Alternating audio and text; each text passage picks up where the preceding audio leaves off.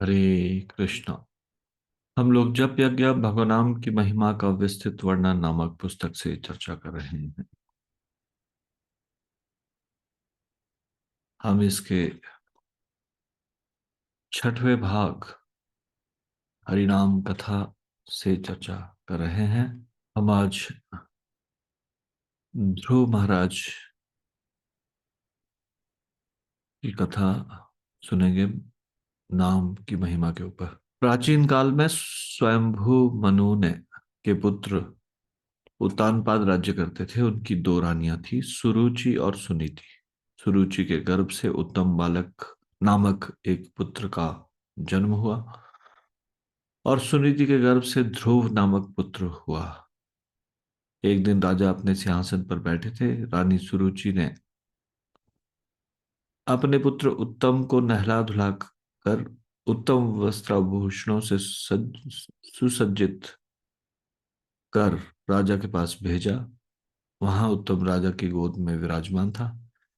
इसी बीच अपने समवयस्क साथियों के साथ खेलते हुए बालक ध्रुव भी वहां आ पहुंचे। उन्होंने वहां जब उत्तम को राजा की गोद में बैठे देखा तो ध्रुव भी राजा की गोद में चढ़ने की चेष्टा करने लगे। उन्हें ऐसा करते देख रानी सुरुचि ने बालक ध्रुव को फटकारते हुए कहा, ओ अभागी के पुत्र, क्या तुम महाराज की गोद गोद में बैठना चाहता है? इस सिंहासन पर बैठने के योग्य पुण्य तुमने नहीं किया है। यदि तेरा कुछ पुण्य होता तो तुम क्यों अभागिन के पेट से पैदा होता? मेरे परम सुंदर उत्तम को देख ले। वह सौभाग्यवती की उत्तम कोख से पैदा हुआ है, इसलिए वह महाराज के अंग में सम्मान पूर्वक बैठा हुआ है। सुरुचि के मोह जाल से ग्रस्त राजा उत्तानपाद ने भी इस घटना पर मौन ही साध लिया। रानी सुरुचि की कटुक्तियों ने बालक ध्रुव का कोमल हृदय बिंद गया। उनके हृदय पर यह एक प्रकार का वज्रघात ही था। वे उसी क्षण रोते हुए वहां से चल पड़े और अपनी मां के पास आए तो मां ने तत्काल ताड़ लिया कि अवश्य ही बालक अपमानित एवं प्रताड़ित किया गया है। मां ने बच्चे को गोद में बड़े लाड़ प्यार के साथ बैठा लिया। अपने आंचल से ध्रुव का मुख पोंछते हुए उनके रोने का कारण पूछा। ध्रुव ने सारी बात माता से बताई और बड़े ही सरल भाव से पूछा, क्यों मां, क्या मुझे महाराज की गोद में बैठने का अधिकार नहीं है? रानी सुनीति बोली, पुत्र सुरुचि ने जो कुछ कहा वह सब सत्य है। वह राजा की प्रिय रानी है। मेरे पुत्र, अतएव यदि तुम्हें राजा की लाड़ प्यार से वंचित रहना पड़ रहा है तो तुम दुखी मत हो। ध्रुव ने कहा, मां, मैंने मनु के उच्च कुल में जन्म पाया है। मैं भी तपस्या करके भगवान को प्रसन्न करूंगा और अपने कुल के अनुरूप राज्य गौरव को अवश्य प्राप्त करूंगा। उसकी बातें सुनकर मां बोली, पुत्र, तुम्हारी आयु अति अल्प है। तुम अभी कठिन साधना करने योग्य नहीं हो। तथापि मैं तुम्हें इस कठोर व्रत को पूर्ण करने की आज्ञा अपने हृदय को कठोर करके दे रही हूं। ध्रुव मां की आज्ञा पाकर प्रसन्न एवं दृढ़ चित्त से भगवान की आराधना के लिए चल पड़े। वन में ध्रुव से देवर्षि नारद जी मिले। वे इन्हें उस भांति बीहड़ और हिंसक पशुओं से युक्त वन में तपस्या करने को तत्पर देख बड़े विस्मित हुए। उन्हें इन पर दया आई। नारद मुनि ने कहा, वत्स, तू क्यों ऐसे स्थल पर आया है? तुझ पर क्या विपत्ति, कैसा दुख आ पड़ा है?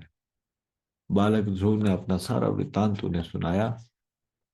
उन्होंने कहा, मैं किसी भी प्रकार का भजन पूजन की रीति नहीं जानता।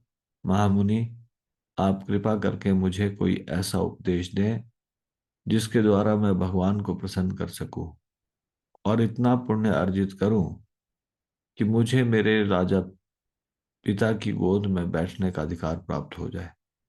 इसके अतिरिक्त मैं उस पद को प्राप्त करूं जो मेरे पिता के लिए भी दुर्लभ हो। वस्तुतः श्रेष्ठ मनुष्य वही है जिसकी कीर्ति पिता से भी महान हो। बालक ध्रुव की नीति युक्त वाणी सुनकर नारद मुनि ने उन्हें ओम नमो भगवते वासुदेवाय यह द्वादक्षर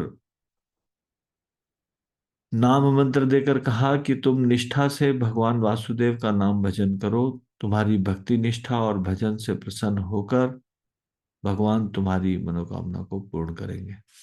ध्रुव उनके आदेश को मानकर चल दिए। वे वन से निकलकर यमुना के किनारे मनोहर मधुवन में चले गए। वहां भगवान श्री हरि का पवित्र आदि स्थान है। वहां आने पर पापी जीव भी निष्पाप हो जाता है। ध्रुव वहीं पर भगवान विष्णु के शंख चक्र गदा और पद्मधारी स्वरूप का ध्यान लगाकर मंत्र का जप करने लगे। ध्रुव ने इतनी उग्र तपस्या की कि तीनों लोग उनकी तपस्या के वेग से संतप्त होने लगे।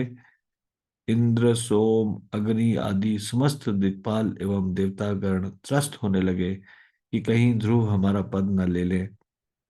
भयभीत देवतागण ब्रह्मा के पास गए और उन्हें अपने त्रास से अवगत कराया। ब्रह्मा जी ने उन्हें आश्वस्त आश्वस्त करते हुए कहा,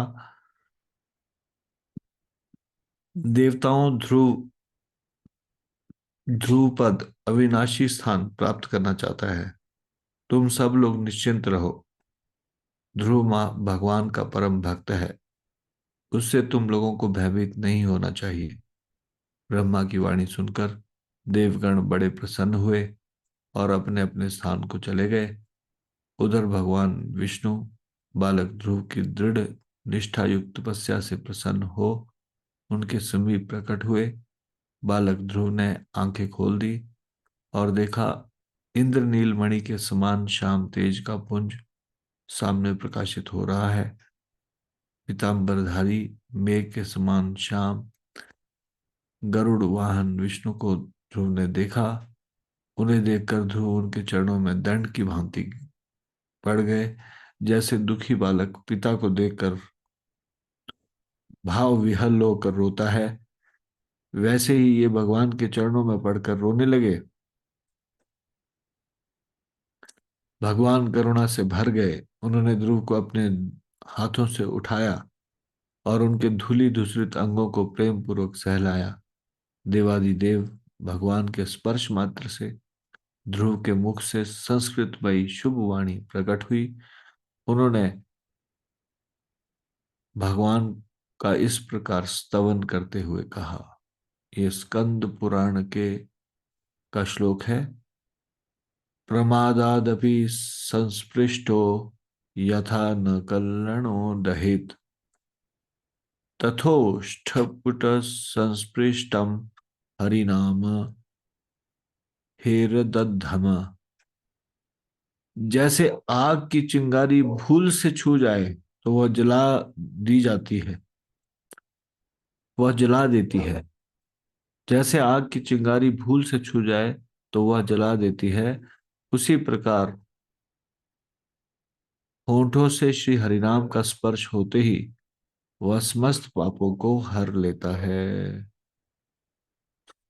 तदंतर भगवान की कृपा से उन्हें राज्य तथा दुर्लभ ध्रुव पद प्राप्त हुआ। तो ये ध्रुव महाराज का प्रसंग है जिसमें नाम की महिमा बताई गई है। नाम इतना शक्तिशाली है। ध्रुव महाराज बाद में कोई इस पद को भी प्राप्त नहीं करना चाहते भगवान का साक्षात्कार होने के बाद, लेकिन भगवान उन्हें फिर ध्रुव पद देना चाहते हैं। तो हृदय सारे अनर्थ से मुक्त हो जाता है भगवान का नाम लेने से। भगवान का नाम लेने से समस्त पाप क्षय हो जाते हैं, नष्ट हो जाते हैं और व्यक्ति दृढ़ता पूर्वक भगवान की भक्ति में संलग्न हो पाता है। तो आज हम इसको यहीं पे विराम देंगे। श्री जप यज्ञ की जय, श्री हरिनाम संकीर्तन की जय, श्री नाम प्रभु की जय, शिल प्रभुपाद की जय, निताई गौर प्रेमानंदे हरि हरि।